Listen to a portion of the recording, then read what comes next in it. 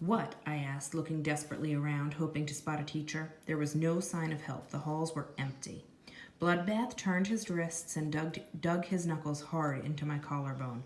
I don't know how you did it, but it was you. I've seen you with those freaks. You ruined everything. Now I'm going to ruin your face. Behind him, Lip laughed like a crazed hyena.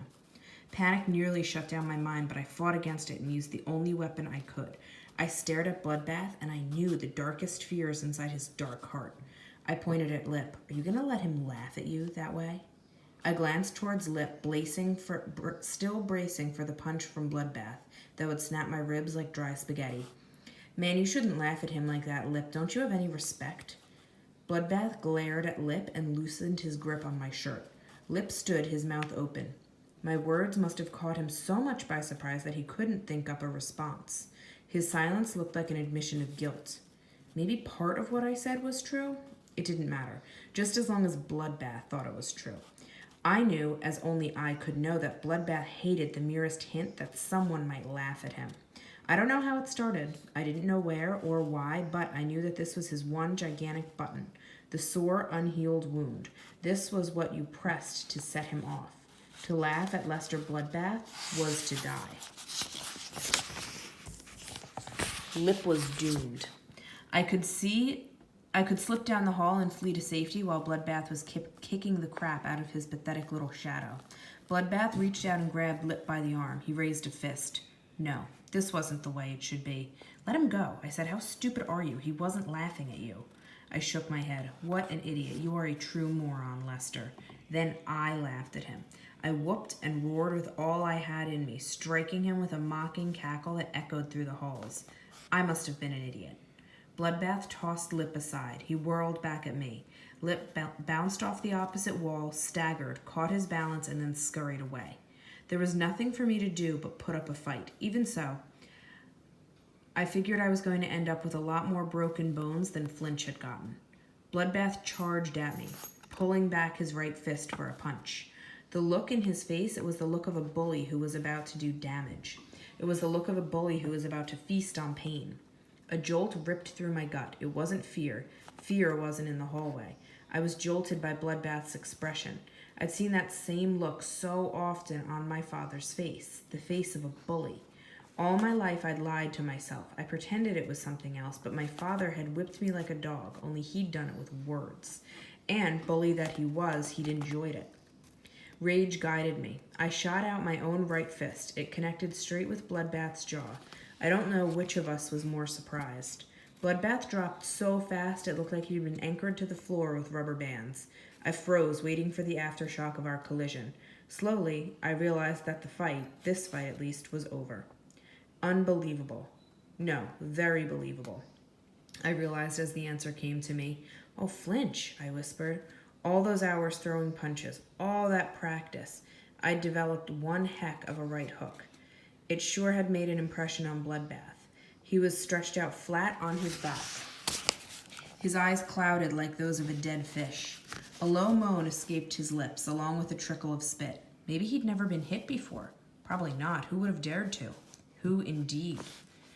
Resisting the urge to step on Bloodbath's chest, I walked past him. Lip stared at me from around the corner, his eyes so wide they reminded me of ping-pong balls. Have a nice day, I said. I turned away from Lip and headed upstairs towards my class. I was just in time for the end of science.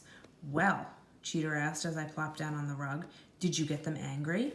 No, I said. So you said nice things to them? Torchy asked. I shook my head. Not that either. You didn't use your power? Lucky asked. I didn't use it, and I didn't let it use me, so I took another route. I just told them the truth. And what would that be? Lucky asked. The truth is that Edgeview isn't a bad idea, but the teachers could do a lot better job if the really dangerous kids were sent someplace else. Not everyone who's here should be here. I told them that most of us just wanted to learn and fit in, but that was hard when there was a small gang of bullies who terrorized the rest of us. That's it? Torchy asked. I shook my head. No, I told them one other thing.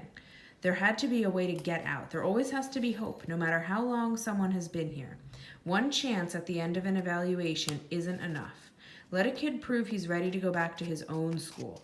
After a month, after 6 months, or a year, whenever he feels he's ready, he should have the chance. Lucky sighed. Oh, I hope they listened to you about the bullies. They did. A week later, Bloodbath and most of his gang got transferred. I'm not sure if it was to another school or some kind of detention place. Maybe they all just got sent home. It didn't matter, as long as they were gone. As Bloodbath was leaving, Flinch started dancing in front of him, calling him names. Bloodbath tried to hit him, but Flinch just kept ducking and dodging. After every dodge, he'd reach out and tap Bloodbath on the face with his left hand. Just light taps. He didn't sock him with the cast on his right hand. After a while, Bloodbath looked like one of the boxers who had gotten way out of shape and shouldn't be fighting. He was panting and gasping. I almost felt sorry for him. Almost. We went up to the room so we could watch from the window as Bloodbath and his buddies were loaded onto a bus. I smiled when I recognized the driver. He'd keep that group under control. There's one thing I don't get, Torchy said after the bus had pulled out of sight. What's that? Why didn't you ask them to set up a way out? I mean, we don't want to break up. You don't want to leave us. I didn't answer him right away. Martin, Cheater said, you don't want to go away, do you? I think you already know the answer to that. I said, maybe Cheater does, Torchy said, but I sure don't. You've been great. I said, all of you. You're the first real friends I've had. My family, all these years have really screwed things up. Tell me about it, Torchy said. I did the same thing. There isn't a piece of furniture in the whole house without burn marks. You should see my place, Trash said. I nodded, thinking about some of the more awful moments from the past. I almost can't blame my dad for hating me, I gasped as my own words sunk in, squeezing my chest into a tight knot. For a minute, I couldn't talk. I'd never admitted that particular truth before. It's time to fix things. I said, I could hide here. It would be easy.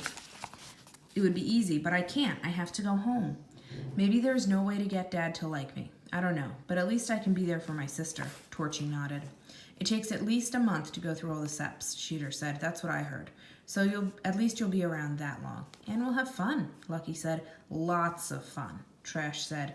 He floated a handful of quarters out of Lucky's pocket and dropped one in front of each of us. Oh, yeah, I said. We'll have fun. This is going to be a month to remember. And it was. All right, here we have Form 2937 at Edgeview School. For official use only. Student release form. Martin Anderson. The undersigned assert that the student in question has successfully completed the evaluation process as described in State Guideline number 355287 and has been judged ready and capable of returning to a school in his home district. And we've got all the teachers' signatures.